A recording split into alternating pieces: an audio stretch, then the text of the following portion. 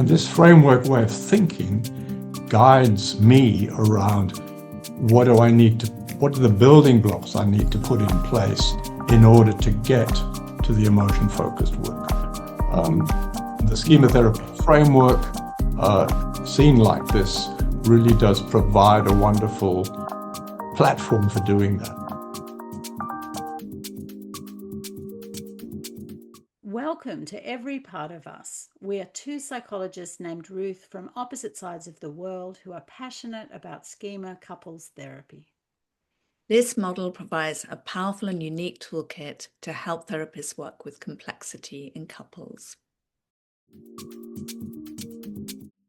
Couples often enter therapy seeing the partner as the problem rather than the shared relationship, or one partner may be invested less in change. There are all sorts of dilemmas we can face in the process of goal setting.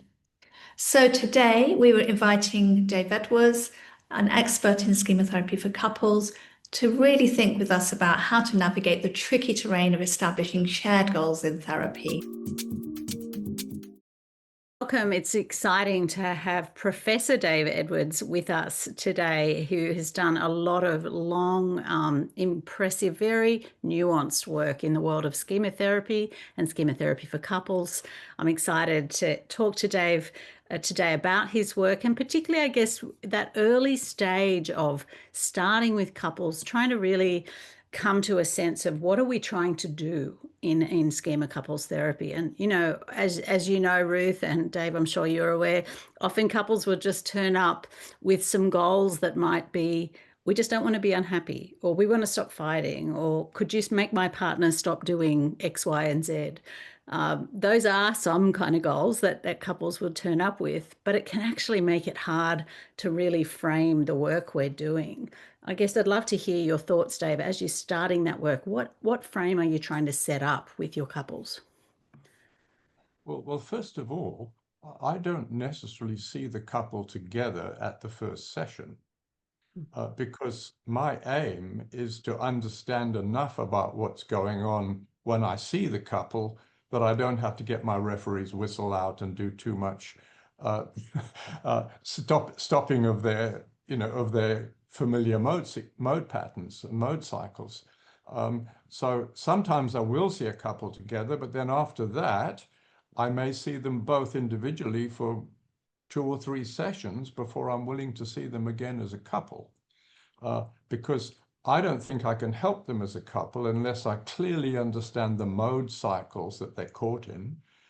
And of course, with an easy couple, where both parties are relatively secure, one can do that from the start, just seeing them together. But if one person has a lot of trauma, or both have a lot of trauma, or there's severe rigidity and pathology, it's very difficult to do that. So I have couples, I sometimes see them separately for 2 or 3 sessions before I see them at all together. And the reason for that is that I don't think you can ever do schema therapy without a therapeutic alliance with an individual person. And with a couple, you need to have a separate therapeutic alliance with each party. And the 3 elements of a therapeutic alliance are a bond, some sense of, I would like to work with you, but also you would like to work with me. You've got some sort of confidence that I'm professional enough or nice enough to be able to help you. But then also goals for therapy and tasks for therapy.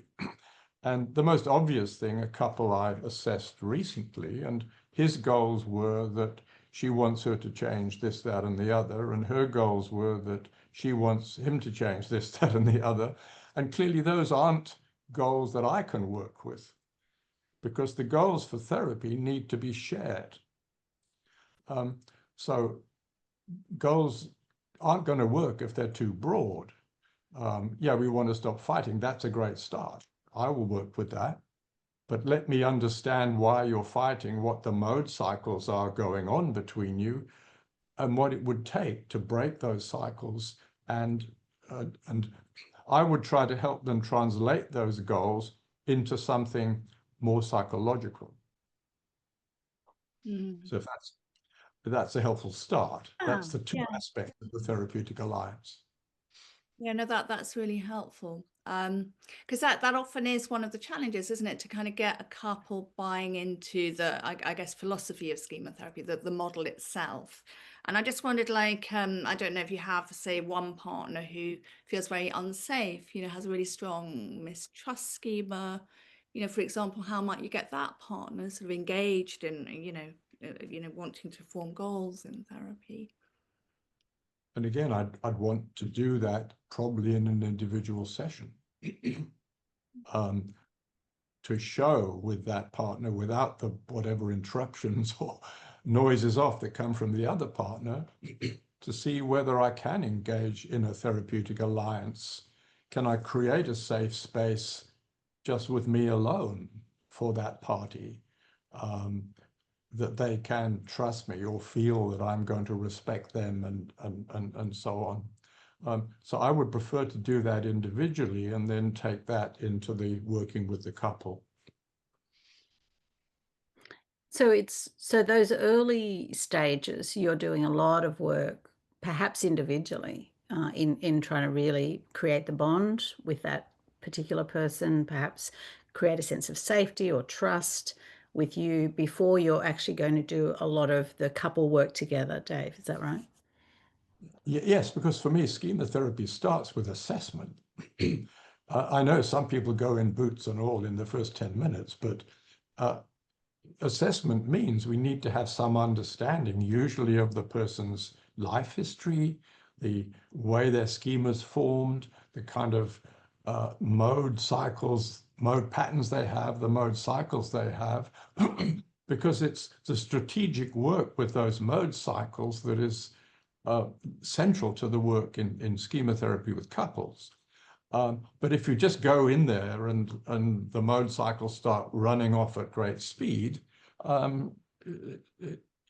it's not easy to see what's going on. Of course, a lot of people just go crazy and they sort of want to tear their hair out, which isn't a good thing to do in front of your clients. So for me, it's with individual schema therapy, it's assessment.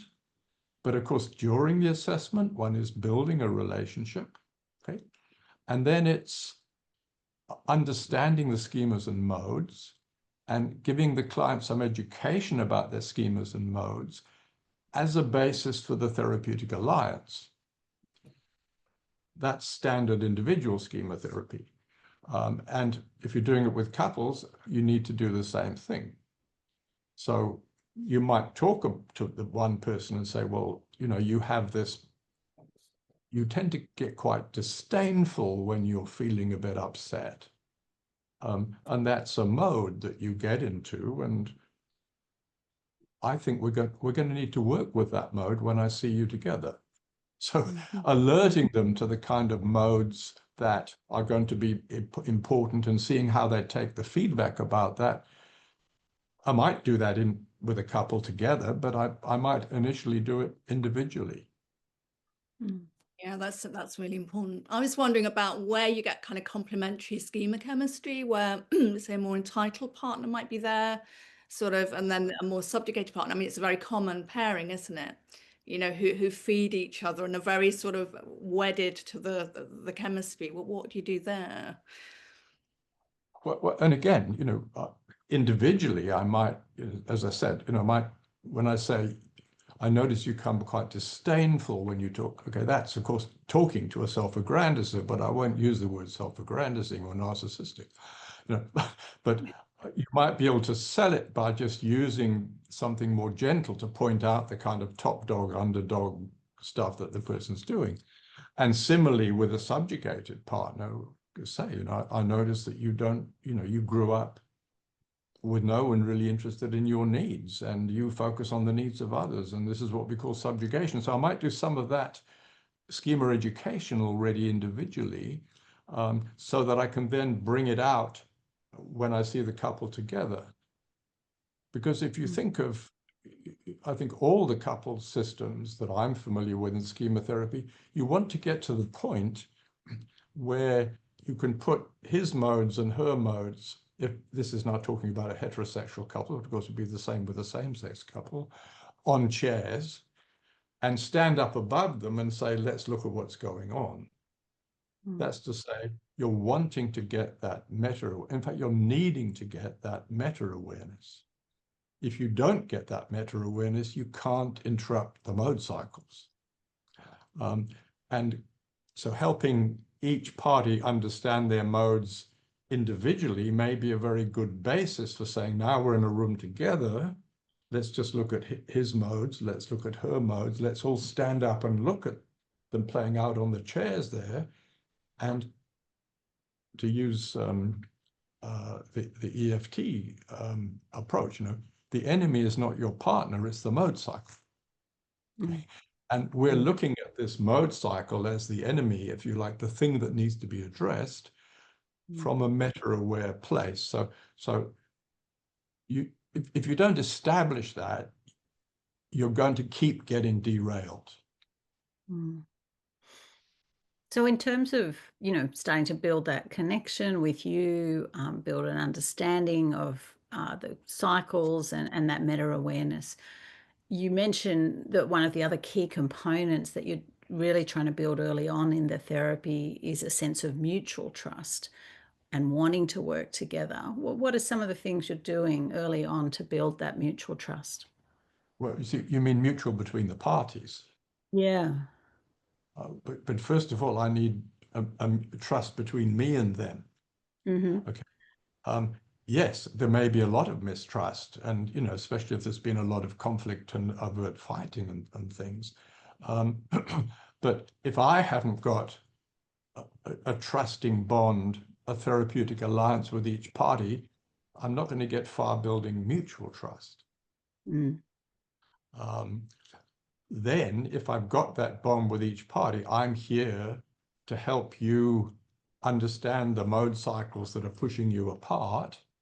And I'm here to help you as a couple break out of those cycles and find something more authentic.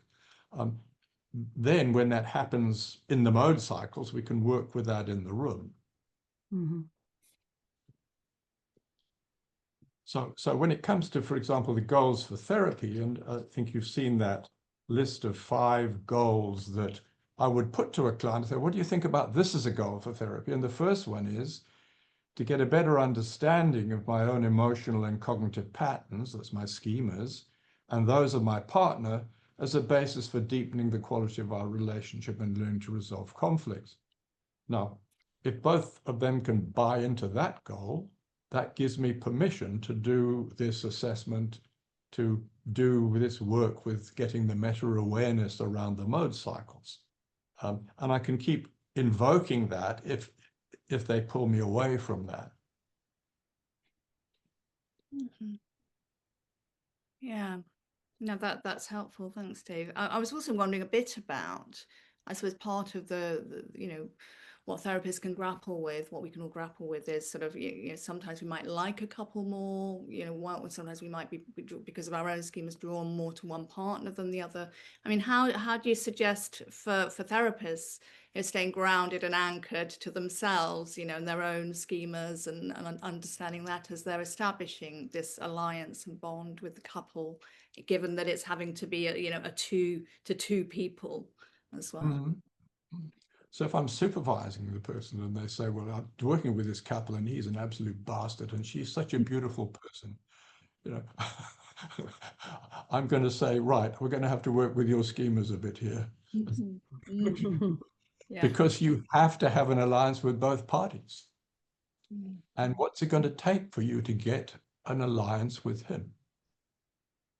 So this question of have I got a therapeutic alliance with each party, it focuses on that yes, you can easily get an alliance with her, although you might actually be trying to rescue her, which might not be very good.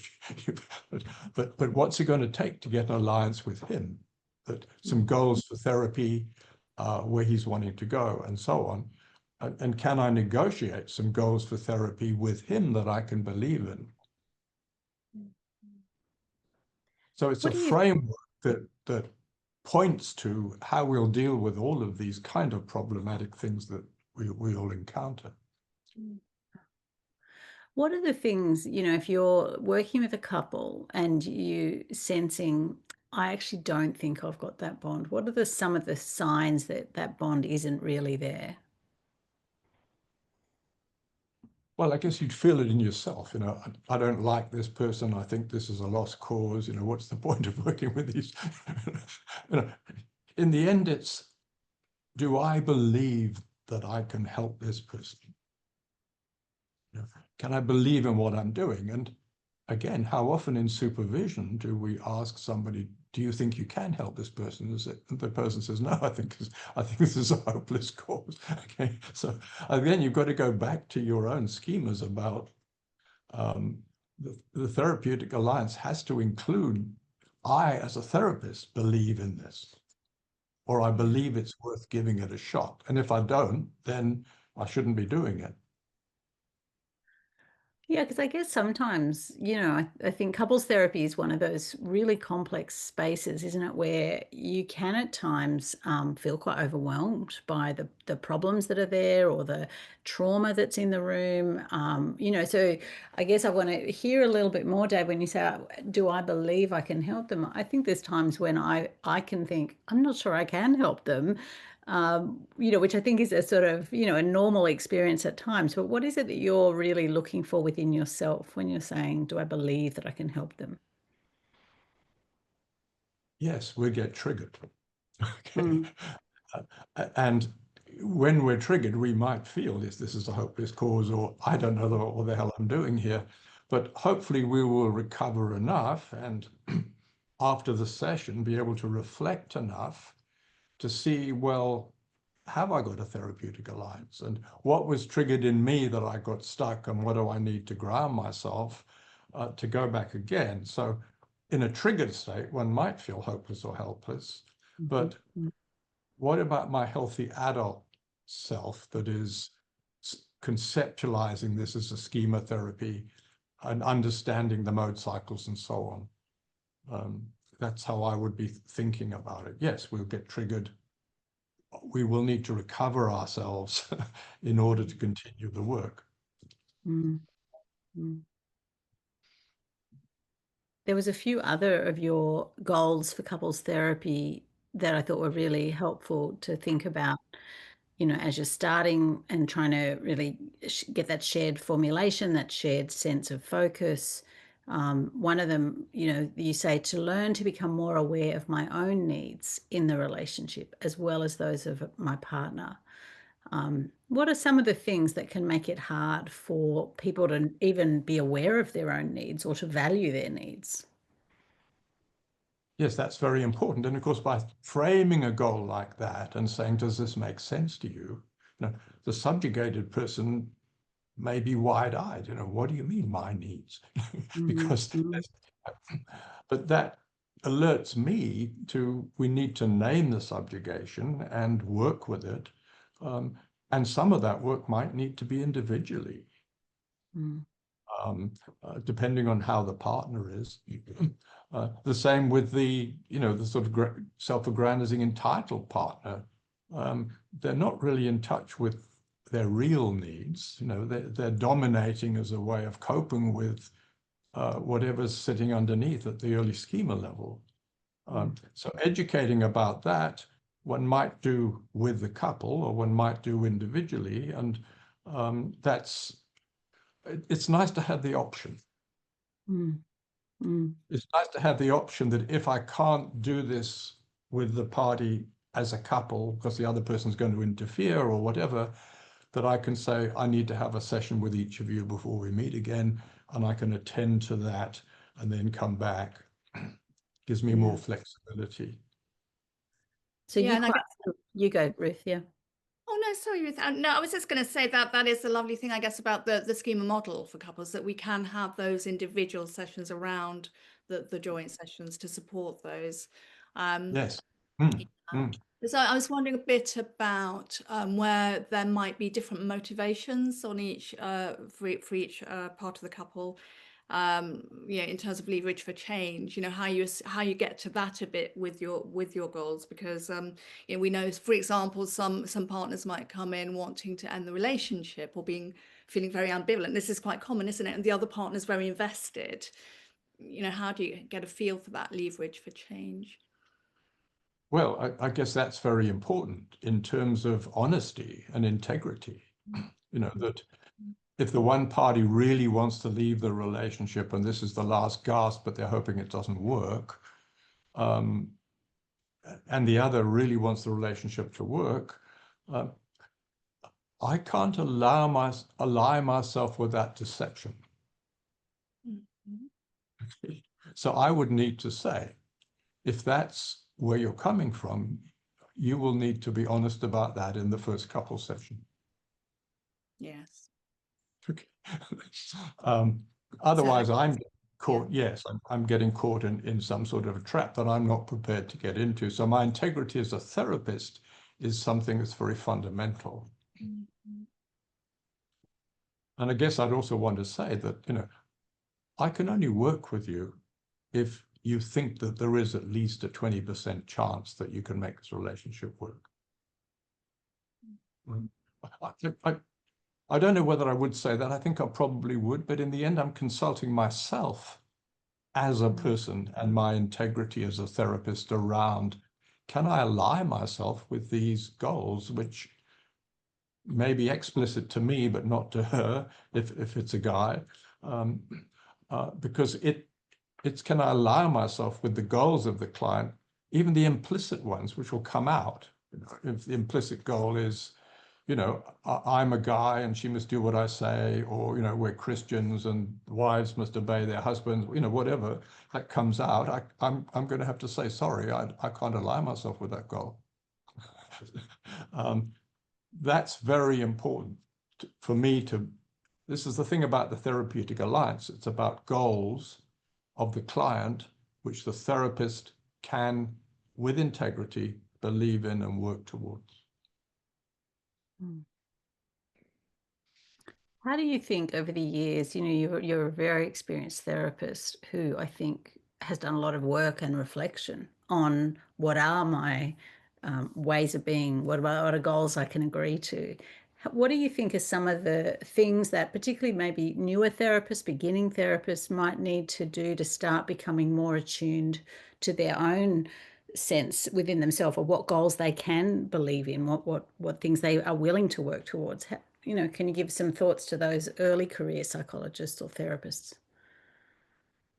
The people who are attracted to schema therapy have a sense, whether it's explicit or implicit, that therapy is about getting past dysfunctional coping modes and getting to some authentic experience. And of course, at the heart of couples therapy, which we take from emotion-focused therapy, and we align ourselves with that, but we add to it because I think we do better with understanding mode cycles than maybe is explicit in EFT. That sense that we're looking to help them find an authentic loving experience is very central. And I think most people who are attracted to schema therapy and had some experience of it will understand that. That's why they want to be schema therapists rather than some other more simplistic sort of therapy.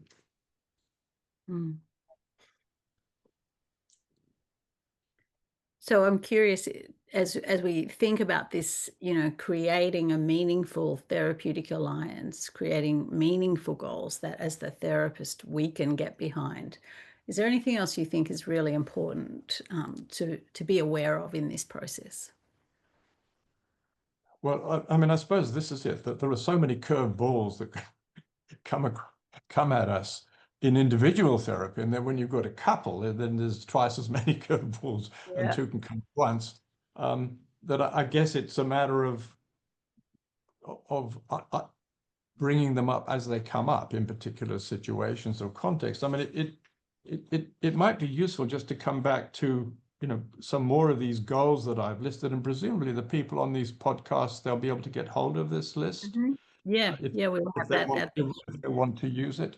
And if people, some of the people listening want to use it, I'd be very glad to, if any feedback that they want to send me about how it works in practice and whether it helps or whether it could be improved. But for example, one of them is the goal is to learn new relational skills to enable me to better attune to and understand my partner's needs and experience and respond empathically in a manner that conveys my genuine understanding. Now, all schema therapists will be wanting to promote that, but we make it explicit there. And do both parties understand the need for empathic connection with their partner? If they don't, this kind of forces them to see what it's about. If you're familiar with the Imago therapy system, one of their most wonderful exercises, which I'm sure a lot of schema therapists use, is you get the one party to say to the other, to speak to them about what they need or whatever it is they're about, and then the other party has to repeat it back. Oh, the attunement bridge. Yes, we did a piece on this. Yes. I mean, that's an incredibly important exercise that because it really helps us to see, can the partner attune? It's all very well to have it as in theory. Have you really heard what the partner's saying? And the kind of coaching that may be needed if people are rocky on that exercise, is something that will need to be done in order to work towards that goal. Well, I wonder if maybe we could see that piece of it in practice. Maybe we could do a role play where we've got a couple that really, in theory, agree with the idea of attuning and responding empathically, but their schemas and modes get in the way, and we get to see what you do with that. Would that be okay, Dave, if we try that out? Yeah, sure. I'm up for that. Yes. Mary, I see that right now you're looking really sad. I can see a lot of pain there in your body, in your expression. I thought when we were coming to therapy, I thought we were going to, I don't know, talk about really important things. And I just feel like, I don't know, I just feel like Alice doesn't really see what I really am wanting to get out of this, or I don't know, I feel like giving up. Well, Mary, what I'd like you to do is I'd like you to tell Alice what you just told me. Tell her how sad you're feeling, how disappointed you are that you don't seem to be getting towards what you want, something like that. You want, oh, all right. Well, Alice, I just feel really like you don't get it. I don't think you see me. Oh, well, just before you go on, Alice, and now this exercise is different from what we've been doing, which is I want you to repeat back to Mary in your own words what you hear her say. So in other words, I want you to check whether you've really heard what Mary's telling you. Is that okay to do that? Yeah, I mean, sure, I can hear it. I can hear all the words. Yeah, sure. I mean, so Mary, I think you're saying you want me to see you. Was that it? Sorry, I mean, did I get that right in terms of? Wasn't quite clear about the see bit. Can you just clarify? Alice, can I give you some feedback? Yes, but I don't think that you've really understood the pain that Mary's feeling right now. And I see you sort of in your head trying to push it back. Does that make sense? Well, yeah, I don't know what you mean when you say pain. I mean, if you said was talking about seeing or something, pain. I mean, do you mean? Can I pause you? Mm-hmm. Take a deep breath and just look at Mary and take in her facial expression, how she was when she was speaking. Yeah, she looks sad. She does look sad. And how is it for you to see her looking so sad? I mean, to be honest, Dave, we see this quite a lot, which is kind of why we're here. And kind of, I don't know why really we're spending all this time on Mary's facial expression. And I've told you, Dave, we really need to, we've been here, we've met you for assessments. I want to get going on the therapy. I've got these goals. I like it that you've got these goals. Let's get going. So Alice, could I just remind you of something?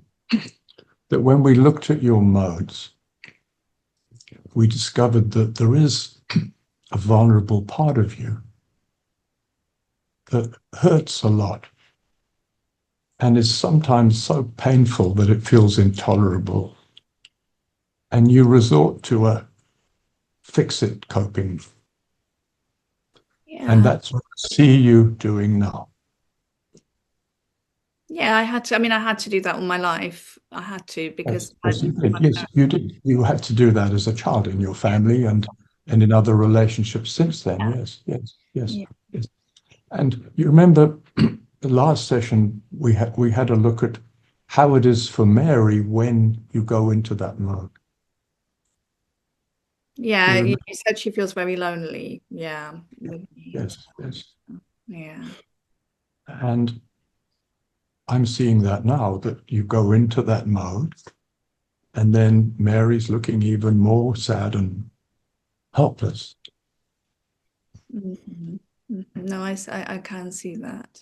It's just I don't know how to feel, Dave. That's the problem. I don't know how to go from this up here to actually feeling anything. Right. But that is the challenge for you. And I would like to help you do that if you're up for it.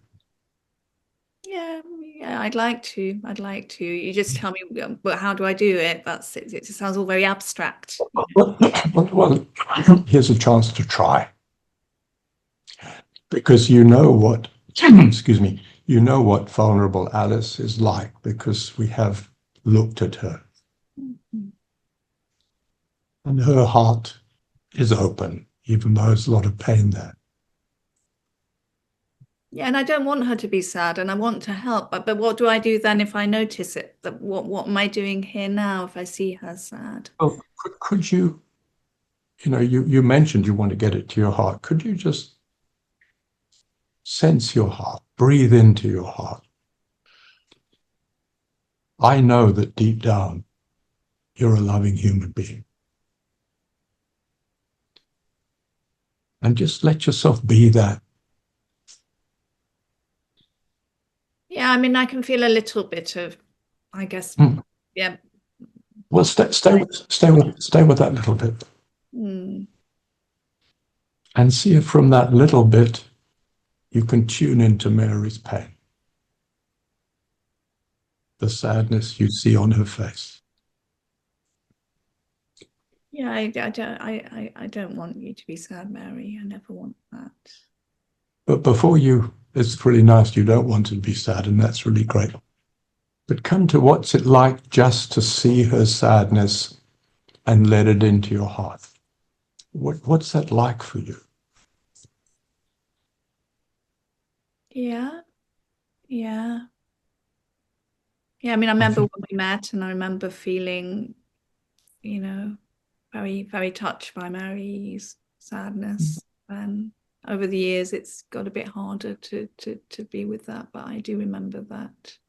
I'm remembering a little bit of that now as I look at her. But I'm thinking it's challenging for you to do this. Yes. Very challenging. Yeah. Yes, right. But it is something you could learn.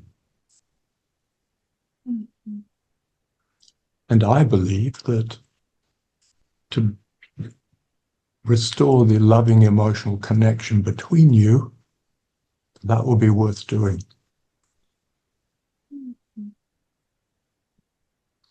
Okay. Well, yes. I mean, if you can give me guidance on that, that does sound really, really important. Right. And it won't happen in 3 steps. Okay, Oh. Maybe you're learning. I just want to ask Mary something. Mary, how is it for you hearing me talking with Alice like this?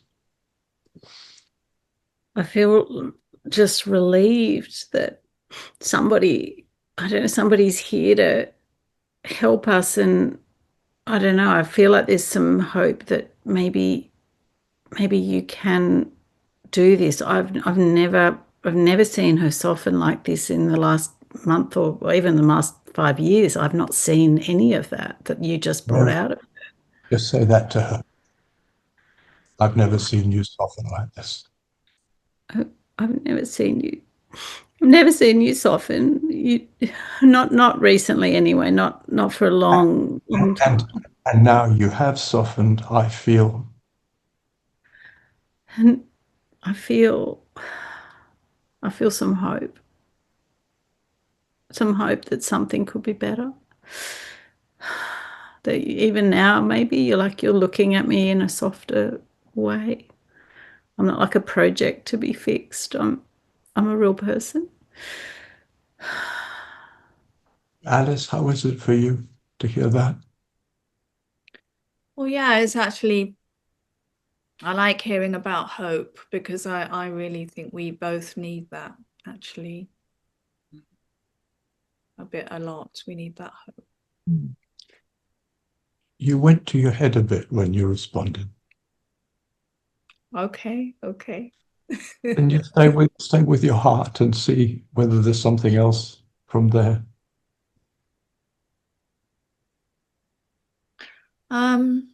Yeah, I like you talking to me, Mary. We hardly ever look into each other's eyes anymore, do we? I mean, we're always just so busy with everything, you know. So how is it that right now you're experiencing something very unusual?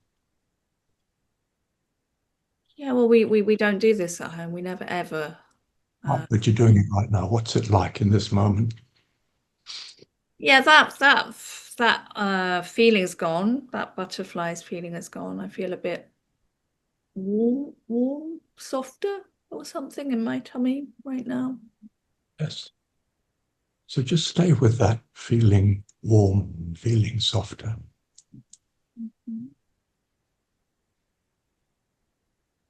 Just let it in, stay with it. And look at Mary from there.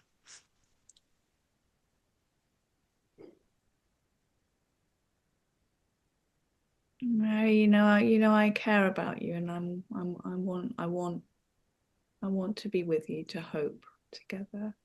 I do. I want that too. And I will help you do this. Today and in our future work together. I will help you find this.